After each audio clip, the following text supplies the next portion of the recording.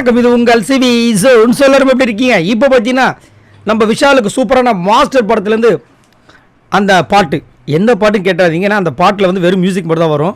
சூப்பரான ஒரு பேக்ரவுண்ட் மியூசிக்கில் done done done done done வந்துச்சு, வேறு மாதிரி வெறித்தனமாக வந்துச்சு. அதில் பார்த்தீங்கன்னா எதிர்பாராத விதமாக நம்மளுடைய முத்துக்குமாரோட பெர்ஃபார்மன்ஸ் தான் அங்கே வந்து செம்ம காமெடியாக இருந்துச்சு. ஏன் அப்படின்னா இதை வந்து நேற்றே அவங்க பிளான் பண்ணியிருந்தாங்க. இவர் வந்துட்டு நம்ம விஜய் சேதுபதி அவருடைய கேரக்டர் எடுத்துக்கார். பட் இருந்தாலும் மாஸ்டர் படத்தில் வில்லனாக வந்து நம்ம விஜய்ஸாக வந்திருப்பார். அதனால் இதை வந்துட்டு ஒரு காமெடியை எடுத்துகிட்டு போகலாம் அப்படின்னு சொல்லிட்டு நேற்றே வந்து பிளான் பண்ணியிருப்பாங்க. பட் இங்கே வந்து திடீர்னு பாட்டு போட்டதுனால நம்ம விஷால் வந்து அங்கே ஆட போயிட்டார்.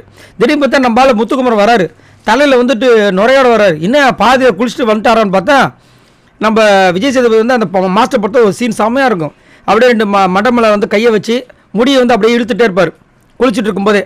அப்போ வந்து வாத்தி, அதாவது நம்ம விஜய் சாருக்கு வந்துட்டு சவால் விடுவார், முடிஞ்சால் பண்ணு அப்படின்ட்டு. அந்த மாதிரி அங்கே வந்து சேர் போட்டு உட்காந்து பண்ணிட்டு இருக்காரு.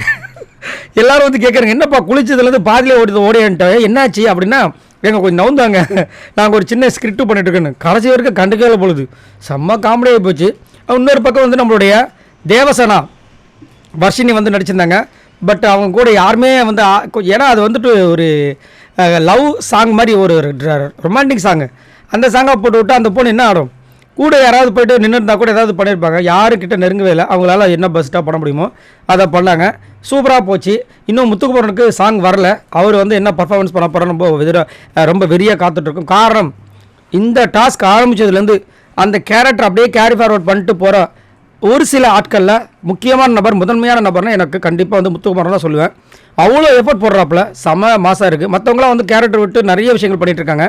அதுலேயும் இந்த புதன் இருக்காருங்க, புதன் அப்பா முடியல என்னால். ஏன்னா மன்மதன் மாதிரி வேறு மாதிரி சிம்பு மாதிரிலாம் சூப்பராக பண்ணலாம். பட் எதுவும் பண்ணுறதில்ல. அதான் அந்த ஒரு வாரத்தை வச்சு அவர் ரொம்ப பெரிய டைட்டில் வினர் லெவலுக்கு யோசிக்கிறாரு. எல்லாமே இருக்குது. சரி, நீங்கள் உங்களோட கருத்து சொல்லுங்கள் பாய் நண்பர்களே.